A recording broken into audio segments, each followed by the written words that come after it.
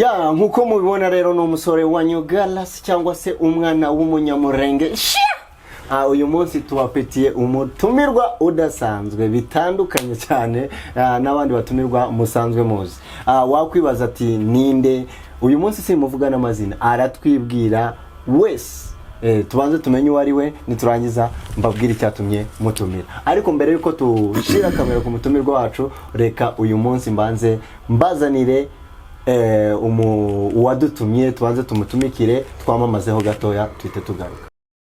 Ingendo kagwari kuri ya services twaje turiga isubizo. Iyi ngarimwe kubifuza kohereza imizigo mu bihugu bitandukanye batuye muri Kenya ndetse no koherezwa. Wadusanga Kayole Masimba Stage Joy Business Center, etage ya mbere, umuryango wa 11F. Twandikiye kuri WhatsApp cyangwa duhamagare kuri 0716483047 cyangwa 0795883736. Ingendo kagwari kuri ya services igisubizo.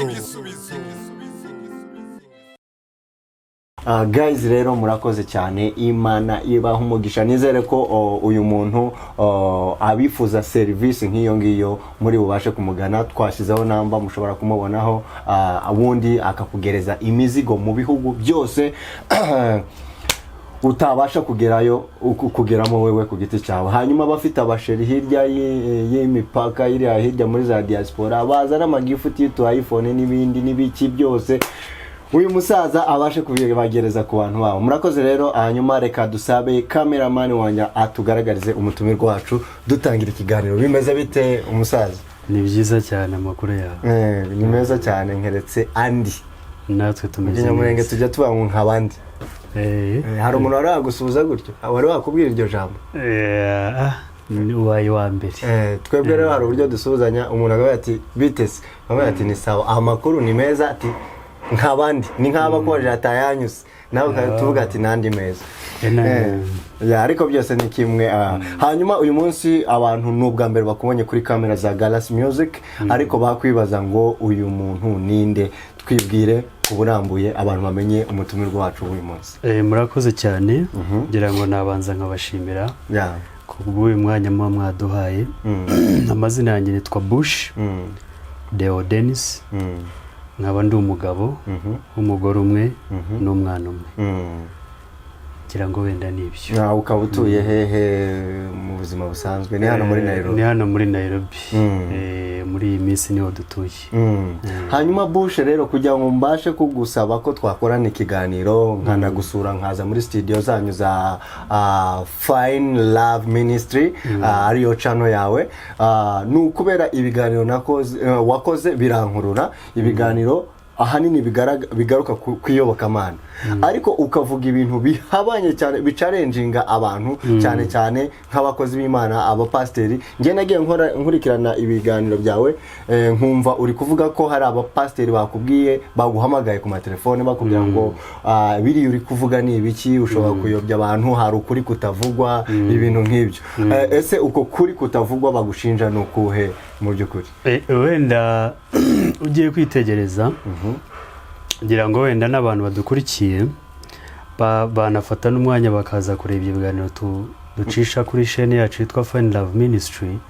Ariko buriya nta bintu bitandukanye cyane tujya tuvuga hariya biri hirya y'ukuri.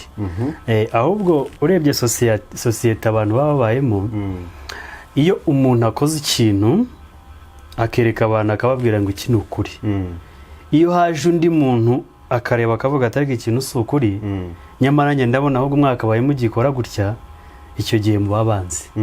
Ari naho abantu benshi bahera ari abo ngabo barampamagara bakambwira ngo ibyo mvuga se mbikura hehe, se ibyo mvuga ni ukuri, ese kuki mshaka kwerekana ukundi kuri gutandukanye nuko abantu bazi, ugasanga bijemo ikibazo. Ariko nta kundi kuri gutandukanye tuvuga cyangwa mvuga mu biganiro, ahubwo ni ukuri kuzuye ku bijyanye n'iyobokamana cyangwa n'imyizerere y'abantu. Ngira ngo ugiye kwitegereza nk'ibiganiro tuvuga, hari naho tuvuga ku cyacumi. Abantu benshi cyane nagombaga kubikubazaho kabisa. Tukavuga ku cyacumi, tukavuga ku by'ubuhanuzi, tukavuga ku Mana dusenga, tukavuga kuri Bibiliya abantu basoma. Ibyo byose tukabitangaho ibitekerezo. Abantu bakavuga ngo ntabwo ari ukuri. tukiri aho ngaho gatoya reka nguce mu ijambo gatoya. Ibiganiro byawe narebye ni byinshi, turi bugaruke ku kiganiro kivugaho hejuru y'icyacumi n'ibiki, ariko uyu munsi reka mpere ku kiganiro wakoze uvuga hejuru ya Bibiliya. Uravuga ngo Bibiliya abantu bayita ngo ni Bibiliya ijambo ry'Imana, ngo bayita ijambo ry'Imana. Ariko kuri wewe ukaza gusanga Bibiliya bayibeshyera atari ijambo ry'Imana. Ese ushingira kuki uvuga ko Bibiliya atari ijambo ry'Imana? Ese niba atari ijambo ry'Imana ni ijambo ryande? Buriya ngira ngo n'abantu badukurikiye twumva n'iki kintu. Ubundi turimo turakora ikiganiro, abantu bazabona ikiganiro bazavuga ngo hano ni Bush urimo kuvuga, hano ni Gallas urimo kuvuga. Kandi ibi biganiro bimwe biraca kuri Gallas Music. Ibiganiro ntabwo ari ibya Gallas Music, ahubwo ibiganiro byaciye kuri Gallas Music. Ariko abavuze ibyo biganiro ni abantu babiri batandukanye, ariko byaciye kuri Gallas Music. Ntabwo rero ibyo biganiro byose dushobora kubyitirira Gallas Music, ahubwo tugomba no kwinjiramo imbere tugasobanura ababivuze cya kiganiro. Tujye ku ijambo ry'Imana.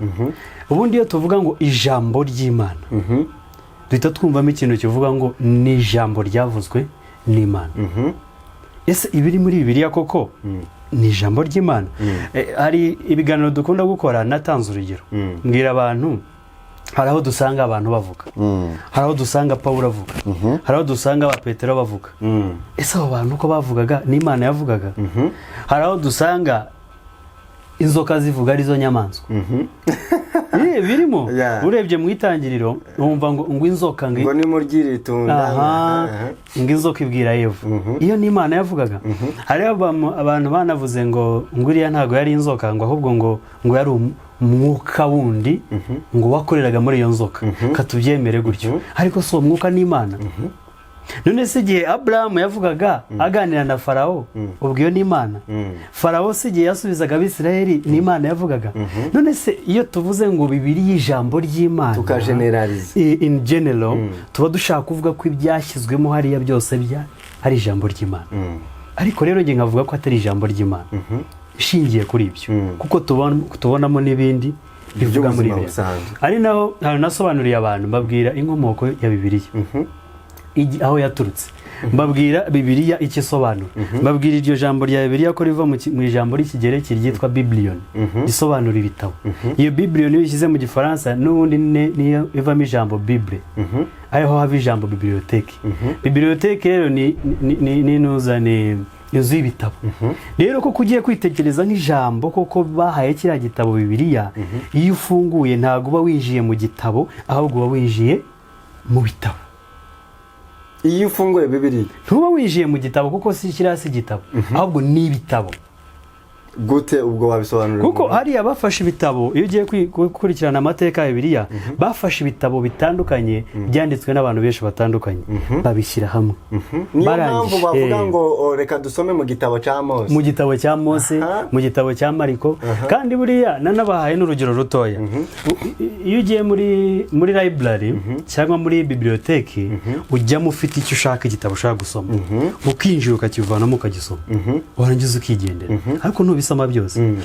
Ari nayo mpamvu rero witegereza nawe wa bishop cyangwa wa pastor cyangwa wa revera cyangwa abo ngabo bitwa ngo nabakozi b'Imana, ku cyumweru yagiye kwigisha abantu, ntago ahera mu itangiriro ngo ageze mu byahishura, ahubwo yinjira ku gitabo ashaka, kubera ibyo ashaka kwigisha no guha abantu, akaba ari cyo cyonyine asoma.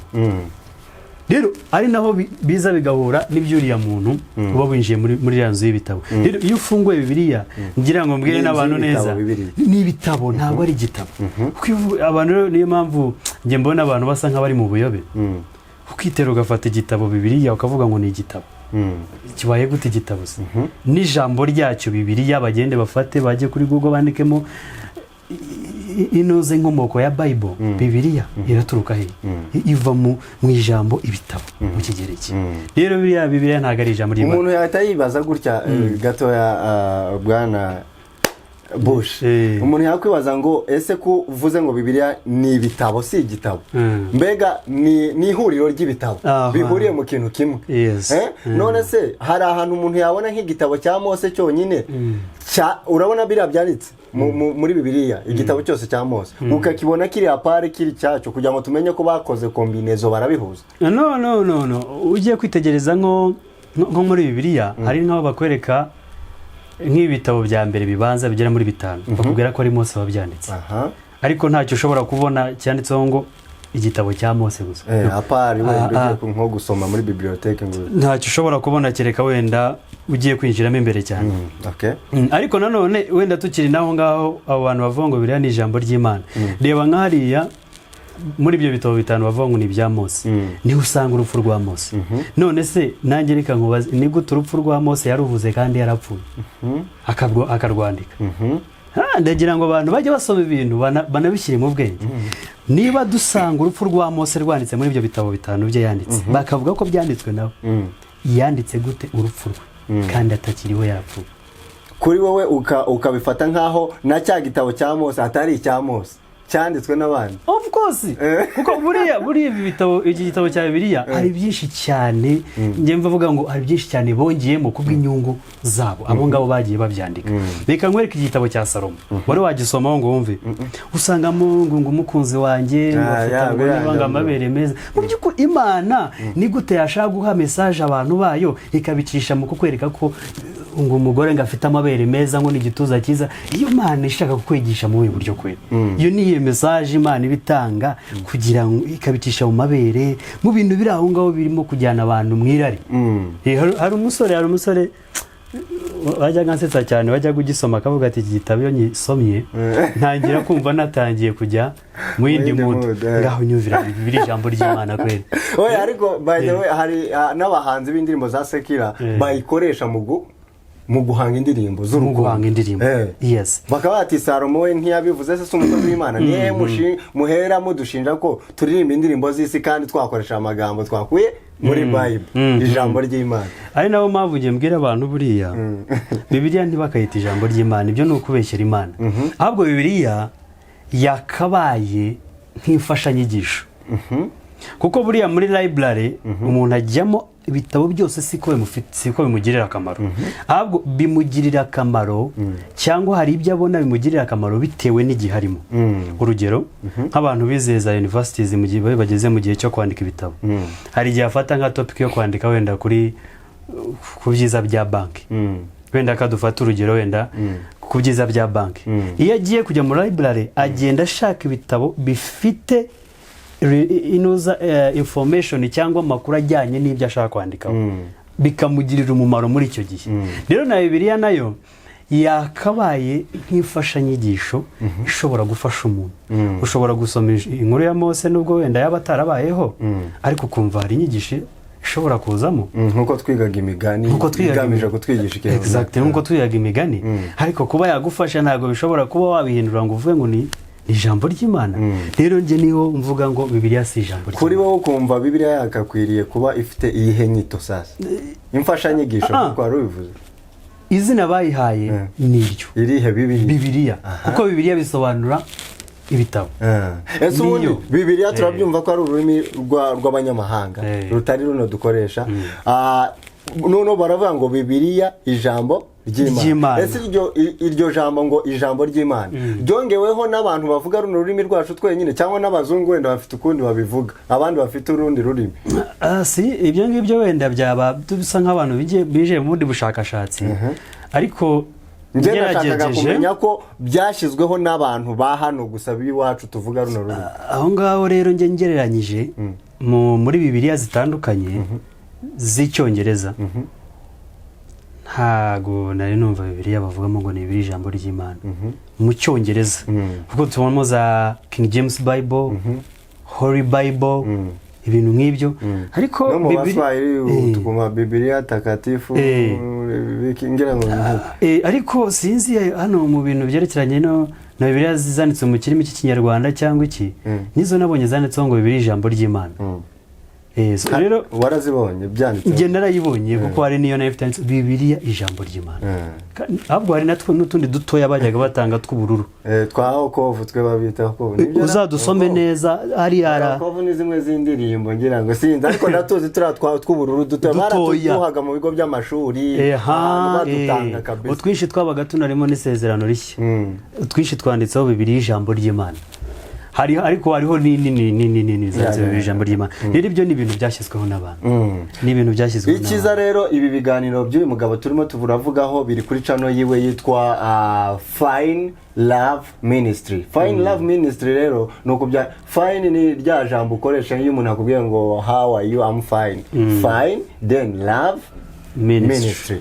Uraza kubona iyo channel ukurikireho ibiganiro ntabwo turi bubije in deep kuko birahari barabibona turagenda tubisimbukaho gato yababisange kuri channel yawe kuko uyu munsi waje nk'umutumirwa ntabwo waje kwigisha hanyuma kubijyanye n'icyacumi rero kuri wewe icyacumi ugifata gute ko hari abantu bumva ko icyacumi ari itegeko abandi nabo bakavuga ko byari byo mu isezerano bya kera abandi ngo bigenewe gusa abisiraheli nibo bayuda bya gospel cyane simbizi abarewi sinzi urumva abarewi abayuda ibyo simbizi cyane kuri wowe icyacumi ugifata gute kuko nabonye comments zitandukanye ku kiganiro cyawe uganira ku bijyanye n'icyacumi hanyuma uze no kugaruka ku kutubwira umuntu nyawe ugomba guhabwa icyo cyacumi buriya iyo uvuze iyo topic ndababara cyane ntabwo wakumva uburyo mbabana kuko abantu baragiye barabafata barabanyunyuza imitsi ariko niyuzi imitsi ukabona umuntu ari mu rusengero rega ngo aratanga icyacumi nawe ubwe akeneye gufashwa araburara kabiri kangahe ukibaza uyu muntu icyacumi atanga n'iki ari abantu ngiye mbwira abantu icyo kintu ngira ngo nsohora icyo kiganiro nagize komantere nyinshi buriya inyinshi nkunda kugira abantu benshi bakunda kumpamagara cyangwa bakanyandikira kuri WhatsApp kandi komantere nyinshi nagize zari z'abapasiteri buriya ngo urabona ngo biki ngo icyo cyacumi ngo uko kivuga ngo buse ngo ntabwo ari byo ariko reka turebe koko iyo Bibiliya basoma usomye mu gutegeka kwa kabiri hafi ibice 14 ugahera nko ku murongo wa 22 kumanura hasi bakwereka inshuro 3 umuntu yagombaga kubona mu cyacumi inshuro ya mbere bakubwiraga yuko umuntu yagombaga nyuma y'umwaka umwe gufata ibyo atunze byose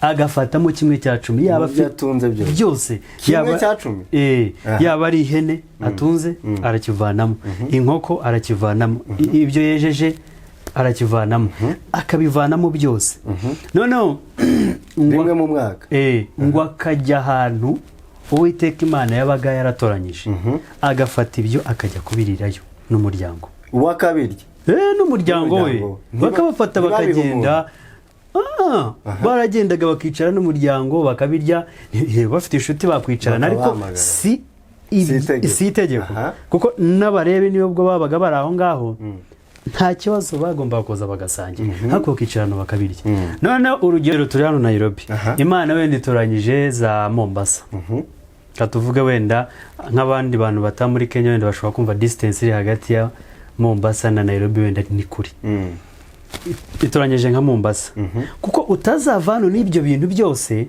wari wemerewe kuba wabigurisha aho ukagenda witwaje feza ubwo nk'amafaranga y'iki gihe wagera hariya ukagira ibyo ugura noneho ibyo ngibyo ukabishyira aho ngaho mukaba ari byo musangira cyari cyacumi ikindi cyacumi aho hantu simwumvishe neza Imana iyo yatoranyaga ahantu nkuko yatoranya Mombasa byarashobokaga kugurisha bya bintu ukazagura ibindi iriya murirayo kubera kubyikorera distance kubera ko aho uva naho ujya ni kure bitari bugushobokere kujyana bya bindi kandi abantu benshi ngira ngo muri icyo gihe nta n'amamodoka ngira ngo yarahari ibintu nk'ibyo wari wemerewe kubigurisha rwose ugafata ifeza yawe ugashyira hariya hanyuma wazagera hariya waguramo amafu icyo kunywa cyangwa ibiki byose mukicara mukinywera rwose mugasangira ikindi wakomeza bakakwereka ikindi cyacumi icyo ni icyacumi cy'uburyo bumwe ikindi wagitangaga ryari no kuvuga ngo wafataga nkuko nyuma y'imyaka 3 ugafata mu byo wejeje neza byose cyangwa ibyo utunze ukavanamo icyacumi wamara kukivanamo iyo Bibiliya basoma iravuga ngo warangiza ukagiha umurewe cyangwa ukagiha umusuhuki umunyamahanga cyangwa ukagiha imfubyi cyangwa ukagiha abapfakazi ubwo urumva bose ni abantu batishoboye warangiza ukayibaha bakagenda bagatunga tukira aho ngaho ndabaza ikintu kimwe ni ukuvuga ngo nta tegeko ry'uko cyagombaga guhabwa uwo murewi cyangwa umupfakazi cyangwa umusuhuke uvuye mu yandi mahanga yari choice yawe guhitamo umwe muri abo bantu bose yari amahitamo y'umuntu kandi uwo wagombaga kugiha nta kibazo none icya gatatu cyazaga kivuga ngo wagihaga abarewi ahangaha rero ari naho abantu benshi barimo kuyobera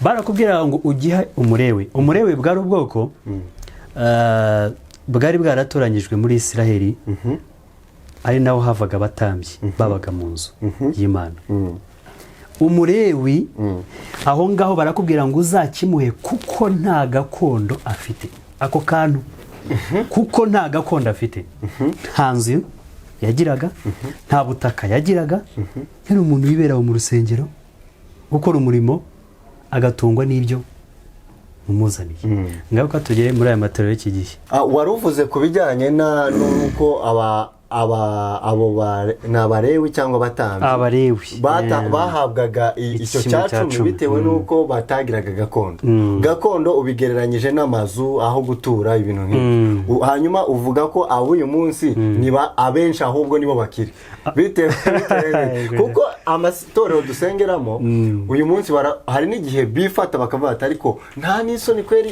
pasiteri wacu azajya atega bisi nta n'akamodoka abe mu nzu y'ubukode ureke nk'intama natwe tugira icyo turemera umushumba hanyuma ibyo ngibyo wewe ukahita uvuga ko batakwiriye kubona cyacumi kubera ko bafite amazu n'amamodoka buriya icyacumi nk'uko twabibonye muri izo Bibiliya bavuga cyari cy'abarewi batagiraga gakondo icyo cyari kimwe icya kabiri cyari cy'abo bantu batishoboye ariko ndakubwiza ukuri uzagenda ushaka umupasiteri mubaze umubwira uti mfite amafaranga nkaya y'icyacumi nkaya imfubyi nkaya umupfakazi naba nkoze nabi azakubwira ngo ahubwo warayobye icyo cyacumi ni icyacu ahubwo wowe uzagenda ushaka andi mafaranga ugere gute uyamuhe none se icyo cyacumi ni iki kandi reka dusubire no mu buryo buzima bushobora kuba bwagaragara ubivuze neza ngo bareka baremere pasiteri ni ukumuremera koko ariko nta murimo ngo bavuga ni ukumuremera pasiteri ariko niba bakajya bavuga ngo ni itegeko rituruka ku Mana kuko nta kuntu ushobora kumbwira ngo umupasiteri ufite amamodoka abiri cyangwa iyo modoka ufite inzu etaje cyangwa ufite inzu iyo ari yo yose ufite business kuko bafite abagira ama business hanyuma mu bakristo ayobora bagisavayivinga ndetse bari no mu bushomeri batarabona n'akazi bagende bishakemo amafaranga ngo yo kuza kumuremera umwana wenda ku rugero akore muri salon de coiffure azanire akodesha inzu abamo wenda 15 akodesha inzu ya 5 aryamo ategamo ariko azanire icyacumi pasiteri ufite inzu n'imodoka urabona ibintu bya Nairobi umuntu aba mu nzu y'ibihumbi 3 yikorera muri salon wenda bamuhemba umushahara w'ibihumbi 5 cyangwa 6 survival yo kurya no kugira gute wenda afite n'umugore n'umwana wumva yasagura hanyuma agende arebe pasiteri ufite ibyo byose amuha icyacumi ninde wari ukeneye icyacumi hagati y'abo bantu babiri aho rero niho hari ubuyobe ariko reka bajye babarya kuko nibo batuma baribwa reka nkubaze ikintu kimwe kuri wewe uremezanya ko icyo cyacumi cyahabwaga babarewe cyangwa batambyi mu gihe kuko batagiraga gakondo none se uyu munsi cyane cyane nko mu bwoko bwacu bw'abanyamurenge niho ngaruka abenshi b'abapasiteri nta kindi baba bafite bakora pe urumva none se wewe umupasiteri udafite ikindi akora biremewe ko noneho we yarya cyacu kandi noneho ikindi buriya umbaje ikibazo cyiza cyane nk'undi mupasiteri wese udafite icyo akora yemerewe kugihabwa ariko noneho hano hari ikibazo kivuga ngo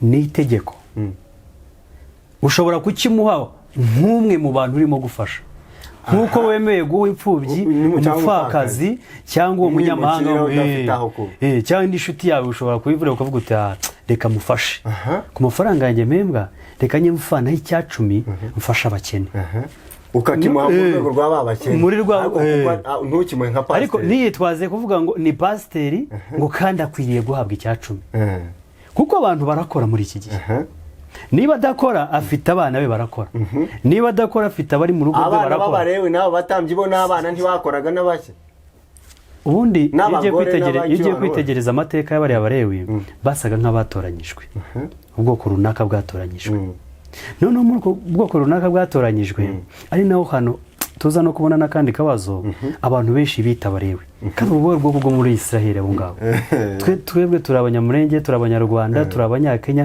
ntabwo turi abarewe n'ibyo twanakora dukwiriye kubikora nk'abanyamurenge nk'abanyarwanda ariko ntago tugomba kubikora mu izina ry'abarewe kuko cyari igihe cyabo baratoranyijwe ariko igihe bari munsi icyo gihe turimo rero uko wabigenza kose ndakubwiza ukuri n'ubwo uwo muntu yaba adakora ntabura ikintu akora kimuha amafaranga nubwo atari we wajya kuri televiziyo yagira abamuhingira yagira abamukorera mu masupamaketi mbwira umupasiteri uzavuze umbwiye neza uta abanyamurenge nta masambu bafite muri nuza ruguru barafite none iyo si gakondo ayo masambu akora iki zoga zikora iki komenti zazo zirakenewe mutubwire ijwi uyu mugabo avuga uko bimeze ariko ufite inyigisho nziza zicarenjinga abantu gutekereza ukamenya ngo ibi nemera nibyo cyangwa bishobora kuba hari ukundi kuri ntazo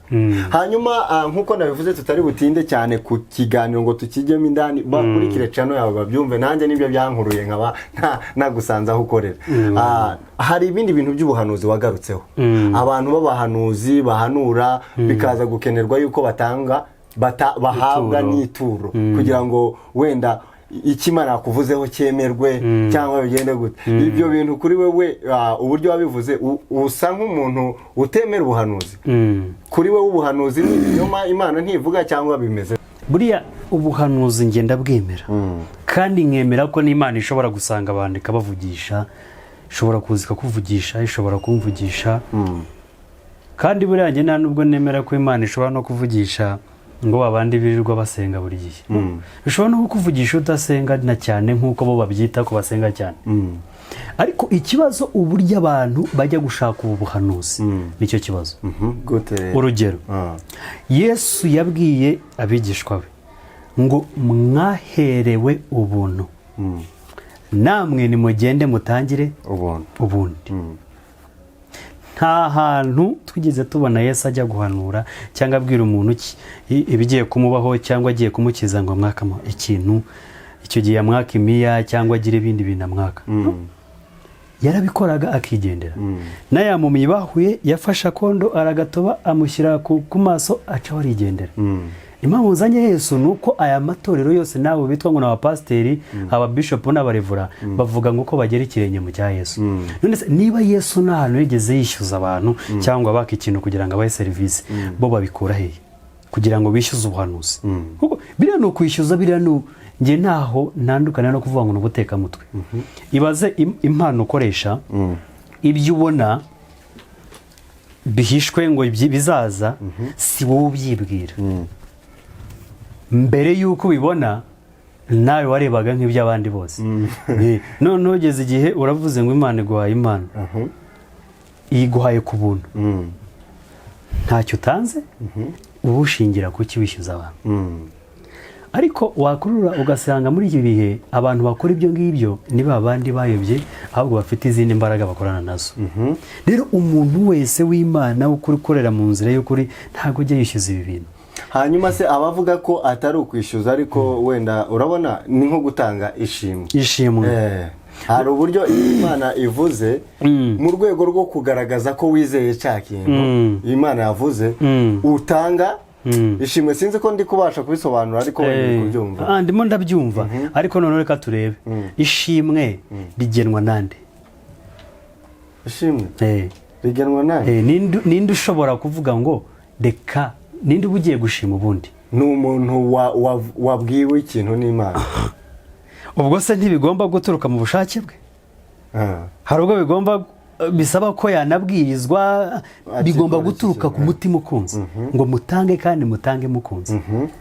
niwumva ufashijwe, niwumva ko hari icyo ukwiriye gukora, ushobora gushima nk'uko nagushimira. ariko ugiye siko ibyo bintu siko bimeze muri iki gihe. uzitegereze nge nagiye, hari amatorero menshi atandukanye, hari abakozi b'Imana benshi koko n'icyo kintu kiranambaza, bavuga ngo n'abakozi b'Imana nibaza icyo bayikorera icyo ari cyo, twikomereze. none ugasanga ngo iyo uje kumureba ntugomba kuza amaboko gusa, ngwino nishimwe. Ibyo ndabizi cyane hano muri Kenya, aho ni nk'itegeko. aho ni ibindi aho ni nk'itegeko. none mu kiganiro nakoze nabahaye urugero rwo mu Rwanda, aho baza bagafata umurongo bakavuga ngo bagiye kubana na pasiteri cyangwa bishop cyangwa nde, mbere yuko ubonana nawe bakabanza baguha ibahasha, ushyiramo akantu. ariko reka mbanze ngaruke gatoya, sinzi ibintu bya Bible cyane, ariko nzi ko hari umurongo urimo uvuga ngo ntukaze mu nzu y'Imana amaramasa. Nese sibyo bashobora kuba bahuza n'ibyo bintu byo kuvangiye wenda, kuko inzu y'Imana niyo ibirimo pasiteri, akenshi ama office abari hari, ugiye kubonana n'umukozi w'Imana ntugomba kugenda gutyo. ubajije ikibazo cy'ubwenge cyiza cyane cyiza. buriya ndaje ngusubizeho gato ku kantu gato uvuze, ariko tukiri kuri ako kantu, ubundi ishimwe ntiritangwa mbere yo gukorerwa igikorwa, ahubwo ishimwe ryagatanzwe nyuma yo gukorerwa igikorwa. none se washimira pasiteri ko yagusengeye ugakira ataragusengera? ariko bo binjirana mu bahasha bakayatanga, cyangwa yagusengera ariko utarakira. ariko bo bavuga ko ari uguhamya kwizera, ko udashidikanya ko tunagitangira ishimwe. ariko reka mvugisha aba bantu, buriya abantu ni abanyabwenge cyane muri ibi bintu, kuko uzi gufata abantu ugakubita ubwenge bwawe ukabashyira hasi, ukabakubita hasi, ukabakoresha icyo ushaka. ntabwo ibyo bintu ari ukuri, kuko buriya uko guhamya, njye mvuga ko ari uguhamya kwabo ngabo nyine bafite izindi mana zabo baba bakoresha nabo, kuko iyo ugiye kwiteza hano abapasiteri bajya kuzana izi mbaraga ziva hanze, azaje gushinga business, ntabwo wamujya imbere utamuzaniye amafaranga, kuko ari muri business.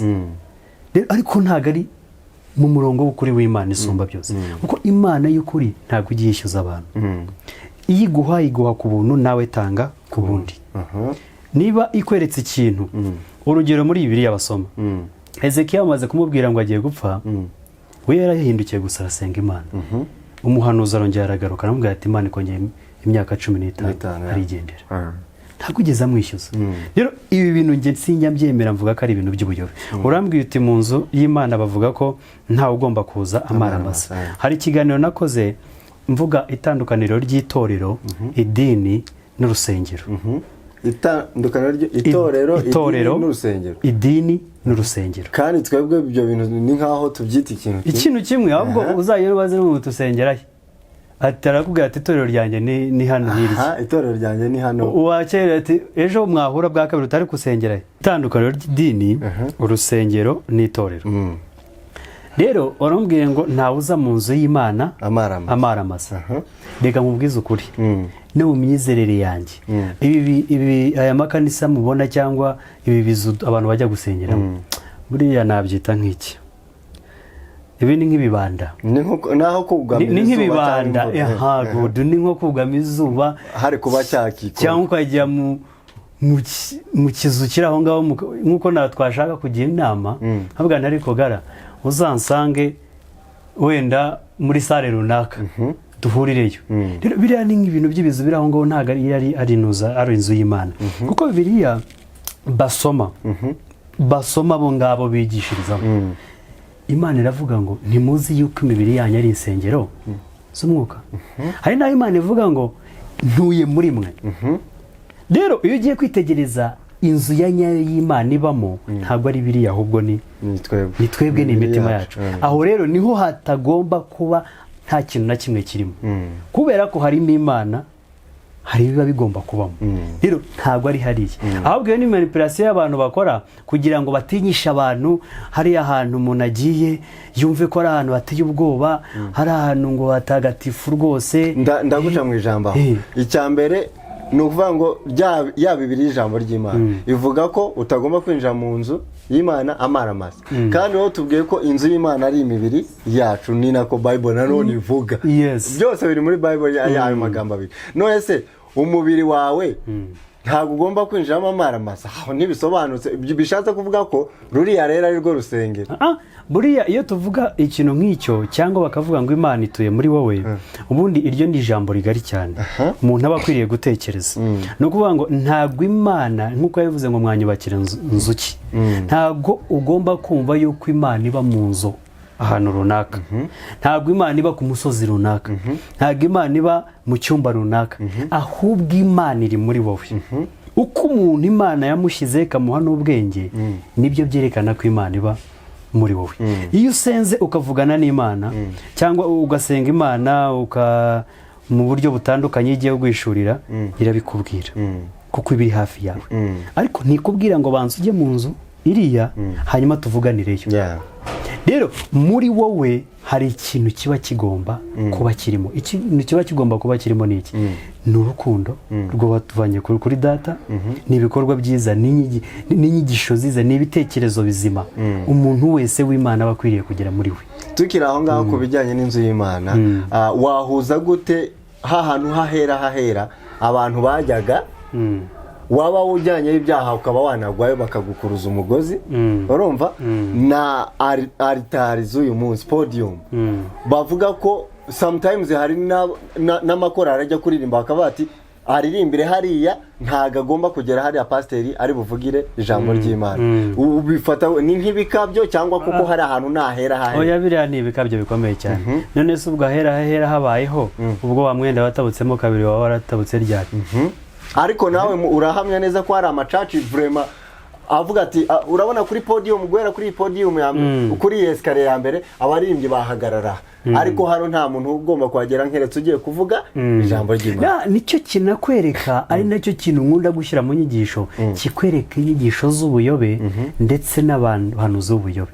Abo rero ni babandi bishakira ibyubahiro, ngo aho hahera cyane hahagarara nde? Si pasiteri. Niwe wundi uzasanga wa mukozi w'Imana, niwe wundi uzasanga yinjira ugasanga afite bodyguard nk'igihumbi. Ese umuntu yinjiye mu nzu y'Imana, azi ko Imana irimo, azi ko nta kibazo kiri bubemo, aba bodyguard nabiki? N'ibyubahiro abantu barimo kwishakira muri iyi si, ariko ntabwo bari mu nzira y'ukuri ya nyayo yo gufata abantu bakabashyira mu nzu. Ndahita nongera nkubaza ikibazo cyo kubijyanye n'ijambo wari ukomojeho mu kanya, ariko ukahita urisimbuka byo kuvuga ngo umuntu ni umukozi w'Imana. Kuri ubu ubaye uri pasiteri, sinari nzi wenda level yawe ubona wigisha, ariko nabyo naza kubikubazaho kuko abantu batekereza ati se uyu muntu wigisha ibi bintu ni pasiteri, ese yize theology, bimeze gute? Urahita ubinsubirizaho, ariko reka mbanze mbaza icyo kintu cy'umukozi w'Imana. Umupasiteri, iyo ujya kuba uri umupasiteri wewe turi kumwe uyu munsi, nari kugukorera presentation uvuga ati turi kumwe n'umukozi w'Imana guturuka i Kigali cyangwa guturuka Nairobi, iryo jambo umukozi w'Imana abantu ubu ngubu ntibakibivugaho rumwe. Bamwe biyita abakozi b'Imana, n'umupasiteri ari present akavuga gutyo ko ari umukozi w'Imana. Benshi cyane. None abandi nabo bakaba bati ubu umukozi w'Imana gute kandi turi abana b'Imana? Wewe ibyo bintu bisobanura gute? Hari naho narinde ejo bundi nagira icyo nakwita nk'umugisha wo kuganiriza abantu bari bahari, bati twakiriye umukozi w'Imana. Numva nababwira ninjye sindi umukozi w'Imana, ariko hari ibintu abantu bavuga ugasa nkaho byirengagije kugira ngo wikorere ibyo wikorera utabakomeretsa wigendera. Ariko umukozi w'Imana nuhe murimo dukorera Imana. Nicyo kintu njya mbaza uwo muntu uvuze ngo ni umukozi w'Imana. We kuvuga ko uri umukozi w'Imana cyangwa n'uwo dukurikiye wita umukozi w'Imana, natubwire akorera iki Imana? Iyo ayobora intama zayo, aziyobora gute? Kuko gukorera hari ukwitwa kuyobora, biratandukanye. Urugero, umwana ushobora kuba ufite abana mu rugo wenda 5, wenda tuvuge urababwira uti mwana wanjye ibi bintu rero ugomba kubikurikirana numara kubikurikirana ikizajya kikugora uzajye ukima ubwo mwana bari umukozi wawe umwana wawe yawe umukozi none se ubundi ni iki dukorera Imana n'iki Imana idashoboye ku buryo yashaka umuntu ikamwiyambaza hariho n'abantu nyagize kumva bivuga ngo ibintu byose Imana irabishoboye ngo ariko ngo hari kimwe cyayinaniye ngo kwihimbaza ngo no kwiramya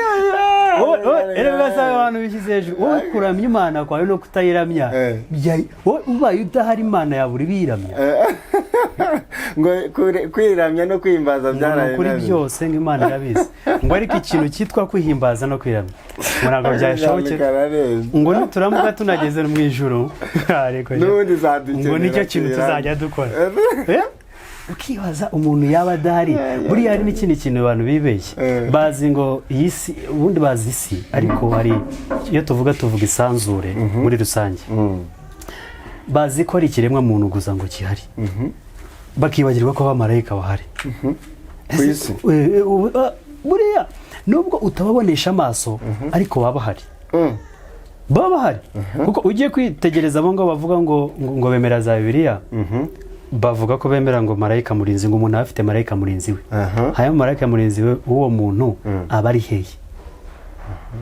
amurindira hehe amurindira ari mu ijuru gusa se nta munsi basoma muri icyo gitabo bakavuga ngo Gabriel ngo amanukana ibisubizo yamanutse heza rero abantu kutamenya no kutajijukirwa bibeshya cyane yuko nta bindi biremwa birahari uyu nguyu yaretse kuyiramya hari byinshi cyane hari nawe birivuga ngo niyo tutabikora ngo ibiti n'amabuye bizagera gute aho rero niyo abantu bahera bashaka kwiha amagrade maremare arenze ngo ndi umukozi w'Imana ngo uhambaye ukomeye ukorera iki wowe Imana idashobora kwikorera kuyubakira se ari naho hantu uzasanga ibibazo mu matorero umuntu bakamukokora utwo afite twose ngo arubakira Imana wowe urubakira iki Imana urubakira iki yananiwe kwiyubakira rero ariko hari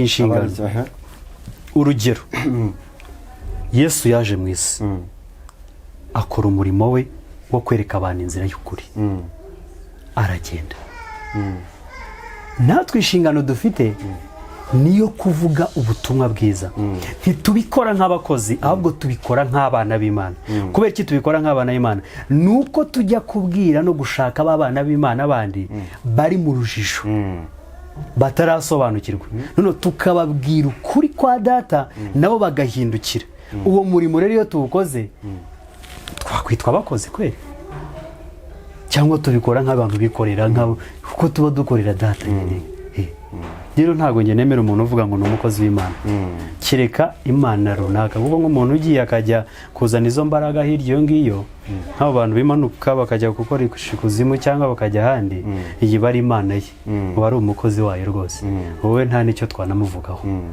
wenda hari ikindi wambaye cyo kuvuga nimba uri pasiteri barize teoloji kugira ngo ube ufite ubumenyi nk'ubu kuri ibyo bintu buriya n'ikintu njye nabwira abantu njye ibintu mba ndimo kuvuga mfite experience urugero njye nakijijwe ibyo bita abantu gukizwa niga muri primaire nko mu wa gatandatu gutyo primaire ko umuntu aba akiri muto umenya gute kwakije cyangwa wavuke mu muryango ikijijwe nkatwe twese nakoraga ibyaha rwose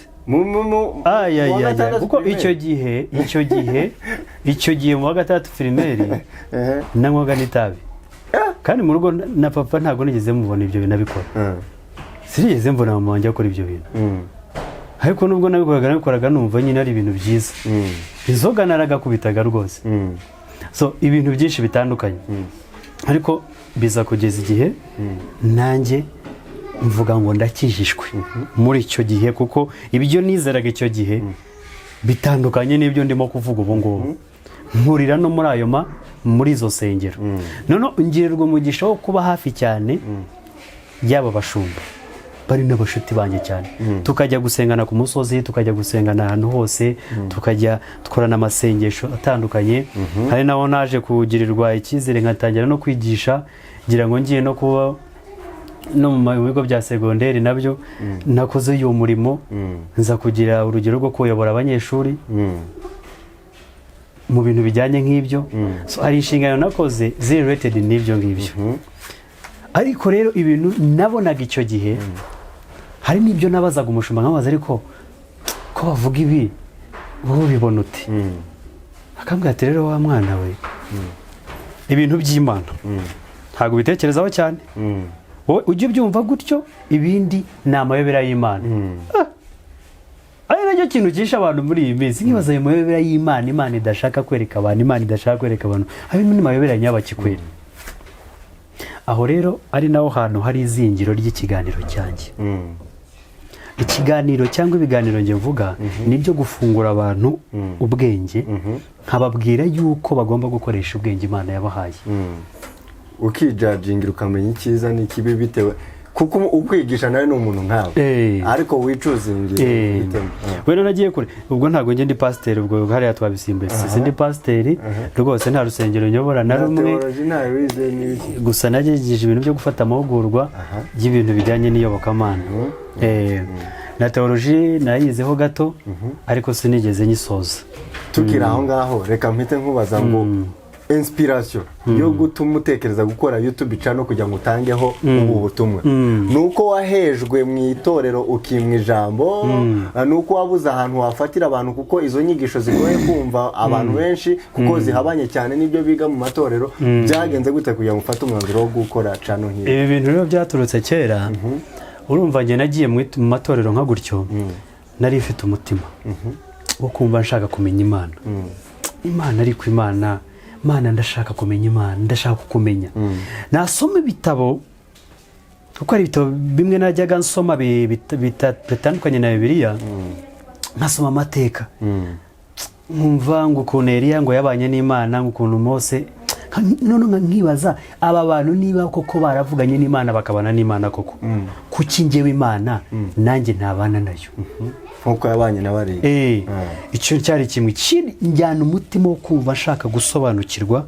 None ikintu cyananiraga kenshi, nakundaga gufata umwanya nkasenga, nkabwira Imana ngo Imana ndashaka kunyereka ukuri kandi ndashaka ko wowe unyereka. Ko ndabyibuka hari igihe kimwe Imana yajyaga insanga ikambwira ngo ndashaka kuzakwiyereka, kandi nkakwiyereka mu buryo butandukanye n'ubwo. Kuko buri Imana ivuga mu buryo bwinshi butandukanye. Hari ukuvuga mu iyerekwa, hari ukugusanga mu nzozi, kugutumaho n'undi muntu. Ibyo byose Imana irabikubwira. Noneho aho rero niho Imana yagiye inzamura gake, mbanza kumenya ibyo by'ayo madini n'inyigisho zabo, ndanabicengera, gerageza no kuma imbaraga zo kubijyamo. Noneho mu kuvamo nibwo noneho yatangiye kugenda inyereka ukuri, binyuze mu biganiro, binyuze mu bitabo nsoma, binyuze mu mahishurirwa. Ibyo byose niko Imana yagiye imishurira. Hanyuma rero ku bijyanye no gufungura YouTube channel, buriya ntabwo ari ukuvuga ngo wenda nabuze ahantu cyangwa barampeje.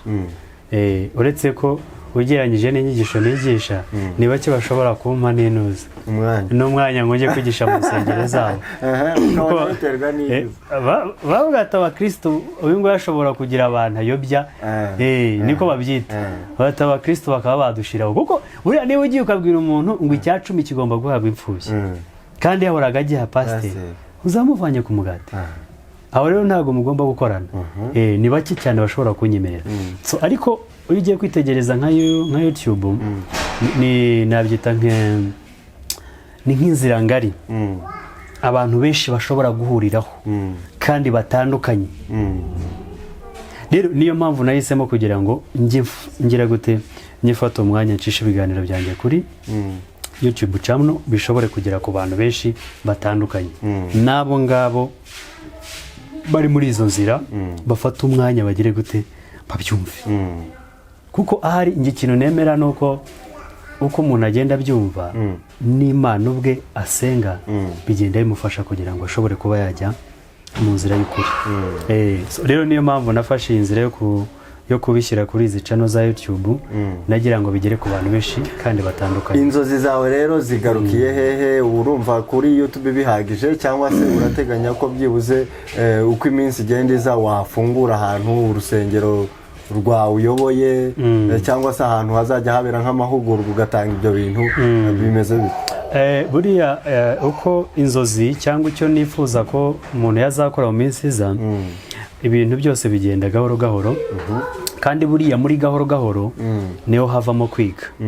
Buriya ku isi umuntu buriya uzareba abantu benshi bumva ibintu agahita judging immediately, kuvuga ngo ikintu ntago ari cyo. Buriya muntu aba yibeshye, kuko buri gihe cyose umuntu akiri ku isi aba yiga. Ikikunyuza imbere cyose gifate nk'isomo ahubwo cyicaraho kigenzure. Rero mu kubicisha hano dufite cyangwa mfite inzozi za mbere cyangwa intego yanjye ya mbere ni ukubwira abantu ukuri, bakava mu kinyoma cy'idini babaswe, barangiza bakajya mu kuri. Iyo niyo nakwita intego ya mbere kandi ikomeye. Noneho muri iyo ntego ya mbere hari ibyo nshobora kuzifashisha, harimo gucisha ibiganiro hano. Icya kabiri umuntu ateganya ko bishobotse nazajya ngira nk'ahantu twakorera nk'amahugurwa, nkatumiramo abantu bakaza tukaganira kuri icyo kintu tukahugurana. Buriya ku kijyanye n'idini ntago ngenda gushinga idini rwose, ari nacyo mpamvu ngira ngo abantu badukurikiye basobanukirwe neza, kuko nagiye numva n'abantu benshi babimbaza. Njye ntago nenda gushinga idini, gusa hari icyo nshaka kuzashinga. Numva ndashaka kuzashaka gushyiraho nk'itsinda ry'abantu, namara kurishyiraho iryo tsinda rikazaba ari iry'iki. Buriya izi nyigisho dukora cyangwa ibi bintu byose tuvuga n'iyo nzira y'ukuri abantu bavuga, buriya nta handi iganisha ku kintu bita urukundo. Kuko byonyine muri Bibiliya basoma irababwira ngo ibintu byose bizashira, ngo ariko urukundo ntiruzigera rushira. Yesu ajya kugenda yabasigiye amategeko abiri. Aravuga ngo kundisha Imana umutima wawe wose n'ubwenge bwawe bwose n'imbaraga zawe zose. Irya kabiri arabwira ngo kunda mugenzi wawe nk'uko wikunda. Hazamo urukundo. Rero ibintu byose biri hirya y'urukundo ntago biba biri mu kuri. Iryo tsinda rero ni itsinda rizashyirwa hamwe rikazajya rikora ibikorwa by'urukundo, ari nabwo butumwa bwiza njye nemera.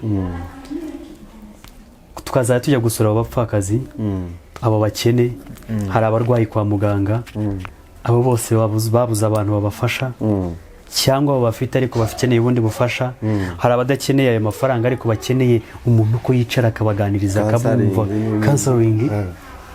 Abo bantu, ibyo bikorwa by'urukundo nicyo kintu ushaka gushishikariza abantu mu biganiro, ari nacyo kintu ushaka kuzashingira iryo tsinda ry'abo bantu. Ariko Bush, amatorero menshi yatangira yose nuko ajya gusura abantu mu bitaro, agira gute, ariko ibyo bikaba yamaresha mugeni kugira ngo babone abakristo bumve ko bo bazanye ibintu byo kuca mu nzira y'ukuri, ariko bikarangira bose babaye nk'abo ngabo uri kunenga. Ni irihe tandukaniro ryawe n'abandi ku buryo abantu bazavuga ati uyu none wenda aje ari umurongo muzima kandi uzahora? Buriya rero aho ngaho ni naho abantu bakabaye bavana igisubizo. Kuba buriya icyiza umuntu yakabaye akora, icyo ni nacyo umwanzi acamo agakora ikimeze nka pirate, noneho cyarangiza kikazisha cya kindi cyiza. Kuko umuntu niba ashaka kubwira ngo ndagusengera akagusengera ugakira, urugendo uvuga ngo Imana uriya muntu ni Imana, kandi wenda yakoresheje izindi mbaraga. Ariko ni ikivuga yuko ari ikintu twaje kuvuga mbere inyuma nako mbere, turavuga ngo ikintu cyose kiguca imbere ukigenzure. Ntabwo uzakigenzura gusa, uzakoresha ubwenge bwawe Imana yaguhaye, nurangiza ukirebe, urebe mu mvugo y'uriya muntu, urebe ibintu uriya muntu avuga, urebe uriya muntu ibyo akora, hanyuma ubigenzura uvuge atari kuri uriya muntu ibyo avuga kuko ni ukuri cyangwa si ukuri. Numva ushaka kumenya cyane wijire. Rero icyo navuga kuri ibyo ngibyo wenda ku itandukaniro, kereka abantu wenda bazagira nk'amahirwe niko nabyita Mugakorana. cyangwa ubushake bakaza tugakorana aho niho bamenyera ukuri kwa nyako naho kuvuga gusa hariho na benshi bavuga ariko ibyo bavuga ntibabikore kandi bakavuga neza kundusha rero icyambere ni ibikorwa kuruta abazaza nibo bazamenya ukuri kwabyo. Yes. Sawa, urakoze cyane. Ngira ngo tuzajya tugutumira bitewe nuko abantu bari bugusabe muri comment abafite icyo bifuza kumubaza muzajya mudutuma tuhongere tumubazanire nicyo tubereyeho ariko tugana ku musozo reka nkubaza akantu kanyuma twite dusoza ku kantu kajyanye n'ikiganiro heruka gushyira hanze ngira ngo nicyo cyanyuma kivuga kuri meditation cyangwa se kwicara ugatuza ugatekereza ibyo bintu wabigarutseho gute se bihurira hehe n'ubusabane n'Imana? Buriya iyo ugiye kwitegereza ari ijambo nkunda kubwira abantu hari ijambo nkunda kubwira abantu narababwiye ngo niba ushaka kumenya ubuzima bwo mu mwuka uko ugomba kwitwara ntukajye kuri jya ubanza witegereza ubuzima bwawe bwo mu mubiri bugaragara bizaguha ishusho y'ubuzima bwahariye. Kubera iki? Kugira ngo umuntu atere imbere bimusaba gutekereza. Nk'ubu wenda dufashe urugero rwawe hari igihe kimwe wicaye uravuga atari ko hari ikintu nkwiriye gukora gishobora gufasha sosiyete utekereza kuba washyiraho Galas Music kandi koko ubu ugiye kwitegereza birimo gufasha abantu ariko byavuye mu ntekerezo byaba wabanje kwicara urabitekereza kandi simamye ko wabitekereje rimwe ngo uhite ubikora bishobora kuba byaratwaye iminsi. Rero iteka y'imitekerereze y'umuntu yagize ikibazo biramugora no kugira ngo asabane n'Imana kuko hari abantu benshi uzagira gutyo kumva barakubwiye ngo Imana irambwiye abenshi uzababaza uti Imana ikubwiye gute azababwira ngo iranganirije numvishije ijwi ryumvishije mu ntekerezo ntabwo abonye Imana ngo iraje cyangwa marayika ngo ayibone amubona amaso ku maso ngo yumvishije ijwi. Rero iteka iyi ntekerezo z'umuntu zapfuye no kugira ngo azavugane n'Imana connection ye n'Imana ijye hejuru biragora. Iki kiganiro nakoze nicyo kintu ndimo kubwira abantu muri iyi minsi intwaro umubi arimo gukoresha kugira ngo ayobye abantu no gutuma intekerezo zabo zuzuramo ibitari bikwiriye kujyamo.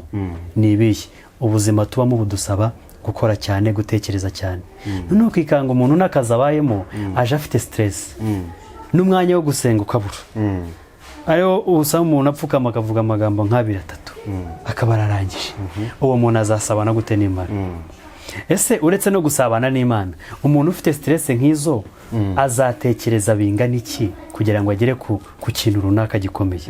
Abenshi usanga barapfuye bishwe na za stress imihangayiko bafite umushiha. Rero iki kiriya kiganiro ni igifasha abantu kugira ngo bongere bafashe intekerezo zabo kujya hamwe. Kiriya kiganiro ni ikibigisha ni ikibasobanurira ni ikibafasha kugira ngo umuntu yige gukontorora intekerezo. Buriya rega hari abantu bazi gukontorora intekerezo. Urugero dushobora kuba turimo kuvugana gutya hano hari ibindi bintu birimo gucaho ariko sintwarwe na biriya ahubwo tugafokasinga ku hari aho intekerezo zanjye nazishyize ariko hari abatabishobora kuko hari nk'abo uzareba muri kiriya kiganiro umuntu umwigisha kwicara ugahumiriza warangiza ugatekereza ku kintu kimwe hari abatabishobora hari ubigerageza guhumiriza ikintu gikomye ku ruhande uretse no gukoma ku ruhande hakaza ibitekerezo nk'igihumbi akibuka ibyo yanyuzemo hariya akibuka yagiye Nairobi hariya akibuka undi bavuganye none ugasanga nko mu masegonda biratekereje ibintu nka 800. Rero uwo muntu afite ikibazo mu mitekerereze abantu bazi ngo kugira ikibazo nuko tuba tubona umuntu yagize ikibazo no hari abantu bafite ibibazo mu mitekerereze yabo kandi tubareba bagenda. Rero iyo iyi myitozo mba ndimo kubaha nibafasha kugira ngo ubwenge bwabo bongere babusubize ku murongo ufite stress igabanyuke. Ari nayo mpamvu nabahaye iriya nzira. Iriya ni inzira imwe ya meditation, ariko si ukuvuga ngo nabisobanuye byose kuko ni inyigisho ndende. Uzajya ukomeza kubicisha ariko hari ibyo nzagenda mbabwira, hari n'ibindi bizaza biri different n'ibiri hariya, ariko byose nibifasha umuntu kugira ngo intekerezo zashobore kuzikontorora, kandi iyo umaze gukontorora intekerezo zawe bigufasha no kuvugana n'isi yo mu mwuka. Buriya rega hari ibiremwa byinshi cyane biba bishaka kutuganiriza ariko abantu ntibabimenye. Ariko ibi byose ntago buriya nubona ntago ari ibiremwa byose bifite ubushobozi bwo kwireka abantu ngo bigaragare tubibone n'amaso y'umubiri. Siko byose bifite uburenganzira. Hari bidafite iyo right. Iyo kugira ngo uvugane n'ibyo bigusaba kuba waratoje intekerezo zawe ukamenya kuzikoresha, nibwo ushobora kuvugana nabyo. Kandi ibyo biremwa si ukuvuga ngo ni bibi, no marayika wawe ashobora kuza kukuganiriza, ariko ntazakuganiriza yakwiyeretse buri gihe, kuko urebye marayika imbaraga afite n'umucyo Imana yamushyizeho, ashobora no kukwiyereka ukikubita hasi, ariko ashobora kukuganiriza. Aho rero ntabwo uzamwumva utaramenya gukontorora intekerezo zawe. Niyo mpamvu nashyizeho kiriya kiganiro. Bushe, urakoze cyane kabisa ku kiganiro cyiza tugiranye uyu munsi no kuba waduhaye ikaze tukabasha kuganirana nawe. Ariko reka ubwire ijambo rimwe abadukurikiranye, abaho basanga ibikorwa byawe kugira ngo babashe kubikurikirana byose, kuko si buri munsi twabasha kukubona kuko nawe ufite izindi gahunda zawe.